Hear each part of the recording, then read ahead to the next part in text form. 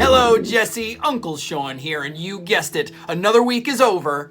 And that should make you feel very, very sad. Because that week is over, and it's gone, and it's never coming back. Or we can be totally psyched that the end of this week brings us that much closer to the next chapter in Charlie and the Chocolate Factory. So last week we started to explore the inventing room, the room where Willy Wonka develops all types of new tasty creations, and we saw the Great Gum Machine, which caught the attention of Violet Beauregard. So as we're reading this chapter, chapter 21, Goodbye Violet, let's see what happens to our friend Violet Beauregard. Let's read. This gum, Mr. Wonka went on, is my latest, my greatest, my most fascinating invention. It's a chewing gum meal. It's that tiny little strip of gum lying there is a whole 3-course dinner all by itself. What sort of nonsense is this? Said one of the fathers. My dear sir, cried Mr. Wonka, when I start selling this gum in shops, it will change everything. It will be the end of all kitchens and all cooking. There will be no more marketing to do, no more buying of meats and groceries. There'll be no knives and forks at mealtimes, no plates, no washing up, no garbage, no mess. Just a little strip of Wonka's magic chewing gum, and that's all you'll ever need at breakfast, lunch, and supper. This piece of gum I've just made happens to be tomato soup, roast beef, and blueberry pie. But you can have almost anything you want. What do you mean it's tomato soup, roast beef, and blueberry pie? Said Violet Beauregard. If you were to start chewing it, said Mr. Wonka, then that is exactly what you would get on the menu. It's absolutely amazing. You can actually feel the food going down your throat and into your tummy. You can taste it perfectly, and it fills you up. It satisfies you. It's terrific. It's utterly impossible, said Veruca Salt. Just so long as it's gum, shouted Violet Beauregard. Just so long as it's a piece of gum and I can chew it, then that's for me. And quickly she took her own world record piece of chewing gum out of her mouth and stuck it behind her left ear. Come on, Mr. Wonka, she said. Hand over this magic gum of yours and we'll see if the thing works. Now, Violet, said Mrs. Beauregard, her mother, don't let's do anything silly, Violet. I want the gum, Violet said obstinately. What's so silly? I would rather you didn't take it, Mr. Wonka told her gently. You see, I haven't got it quite right yet. There are still 1 or 2 things. Oh, to heck with that, said Violet, and suddenly, before Mr. Wonka could stop her, she shot out a fat hand and grabbed the stick of gum out of the little drawer and popped it into her mouth. At once, her huge, well-trained jaws started chewing away on it like a pair of tongs. Don't, said Mr. Wonka. Fabulous, shouted Violet. It's tomato soup. It's hot and creamy and delicious. I can feel it running down my throat. Stop, said Mr. Wonka.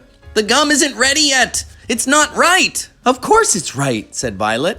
It's working beautifully. Oh my, what lovely soup this is. Spit it out, said Mr. Wonka. It's changing, shouted Violet, chewing and grinning both at the same time. The second course is coming up. It's roast beef. It's tender and juicy. Oh boy, what a flavor. The baked potato is marvelous too. It's got a crispy skin and it's all filled with butter inside. But how interesting, Violet, said Mrs. Beauregard.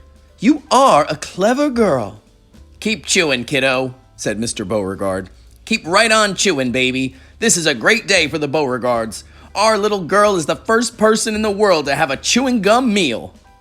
Everybody was watching Violet Beauregard as she stood there chewing this extraordinary gum. Little Charlie Bucket was staring at her absolutely spellbound, watching her huge rubbery lips as they pressed and unpressed with the chewing. And Grandpa Joe stood beside him, gaping at the girl. Mr. Wonka was wringing his hands and saying, No, no, no, no, no. This isn't ready for eating. It isn't right. You mustn't do it. Blueberry pie and cream, shouted Violet. Here it comes. Oh my, it's perfect. It's beautiful. It's exactly as though I'm swallowing it. It's as though I'm chewing and swallowing great big spoonfuls of the most marvelous blueberry pie in the world. Good heavens, girl! Shrieked Mrs. Beauregard suddenly, staring at Violet. What's happening to your nose? Oh, be quiet, Mother, and let me finish, said Violet. It's turning blue, screamed Mrs. Beauregard. Your nose is turning blue as a blueberry. Your mother is right, shouted Mr. Beauregard. Your whole nose has gone purple. What do you mean? said Violet, still chewing away. Your cheeks, screamed Mrs. Beauregard. They're turning blue as well. So is your chin. Your whole face is turning blue. Spit that gum out at once, ordered Mr. Beauregard. Mercy! Save us! yelled Mrs. Beauregard. The girl's going blue and purple all over. Even her hair is changing color. Violet, you're turning violet, Violet. What is happening to you? I told you I hadn't got it quite right, sighed Mr. Wonka, shaking his head sadly. I'll say you haven't, cried Mrs. Beauregard. Just look at the girl now. Everybody was staring at Violet. And what a terrible, peculiar sight she was.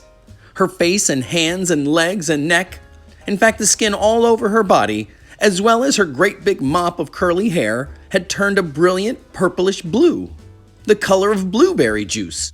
It always goes wrong when we come to the dessert, sighed Mr. Wonka. It's the blueberry pie that does it. But I'll get it right one day. You wait and see. Violet, screamed Mrs. Beauregard. You're swelling up. I feel sick, Violet said. You're swelling up, screamed Mrs. Beauregard again. I feel most peculiar, gasped Violet. I'm not surprised, said Mr. Beauregard. Great heavens, girl, screeched Mrs. Beauregard. You're blowing up like a balloon. Like a blueberry, said Mr. Wonka. Call a doctor, shouted Mr. Beauregard. Prick her with a pin, said one of the other fathers. Save her, cried Mrs. Beauregard, wringing her hands. But there was no saving her now.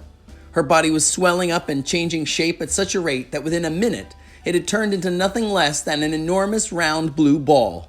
A gigantic blueberry, in fact. And all that remained of Violet Beauregard herself was a tiny pair of legs and a tiny pair of arms sticking out of the great round fruit, and a little head on top. It always happens like that, sighed Mr. Wonka.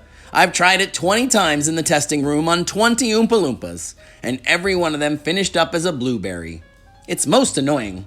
I just can't understand it. But I don't want a blueberry for a daughter, yelled Mrs. Beauregard. Put her back to what she was this instant. Mr. Wonka clicked his fingers, and 10 Oompa Loompas appeared immediately at his side. Roll Miss Beauregard into the boat, he said to them, and take her along to the juicing room at once. The juicing room? cried Mrs. Beauregard. What are they going to do to her there? Squeeze her, said Mr. Wonka.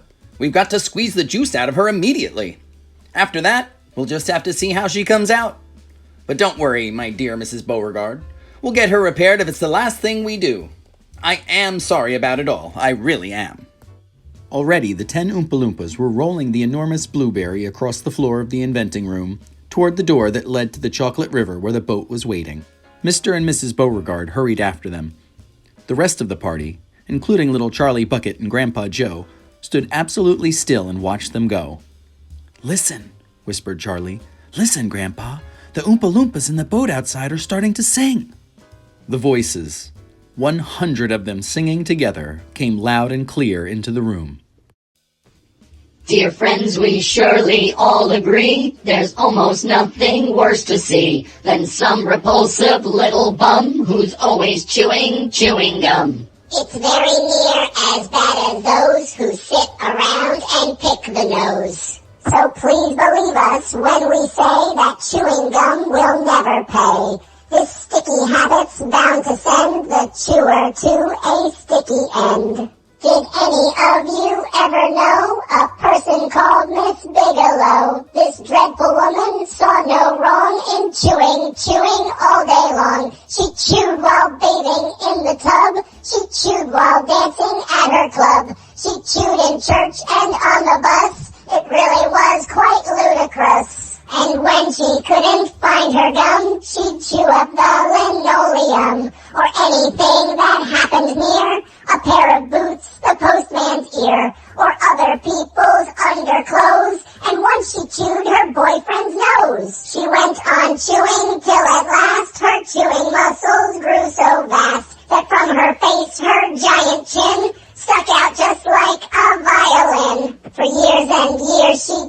away, consuming 50 packs a day. Until one summer's eve, alas, a horrid business came to pass. Miss Bigelow went late to bed. For half an hour she lay and read, chewing and chewing all the while like some great clockwork crocodile.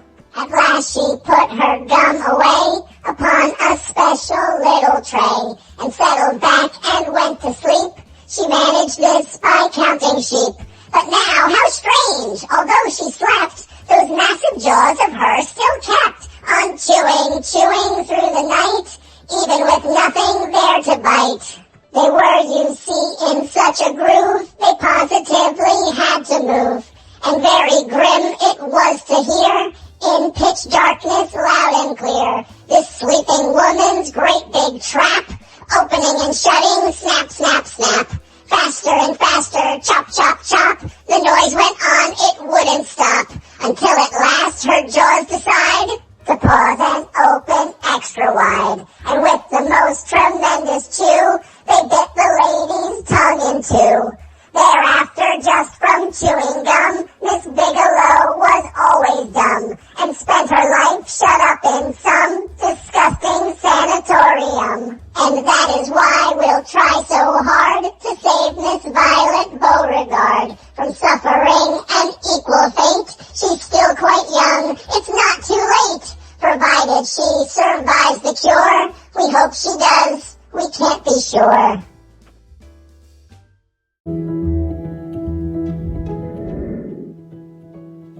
Well, that's the end of chapter 21. Another one bites the dust. I'm starting to see a pattern here, Jesse. First it was Augustus Gloop who went over the line and ended up in the chocolate river. And now Violet Beauregard didn't listen to Willy Wonka's warning, and now she's as big as a blueberry and being rolled off to the juicing room. Which of Willy Wonka's guests will go next? I hope it's not Charlie Bucket, but we'll have to just keep reading to find out. Join me next time when we read the next chapter, chapter 22, which is called Along the Corridor. We'll see what's in store for the rest of our friends. See you next time, Jesse. Love you. Bye.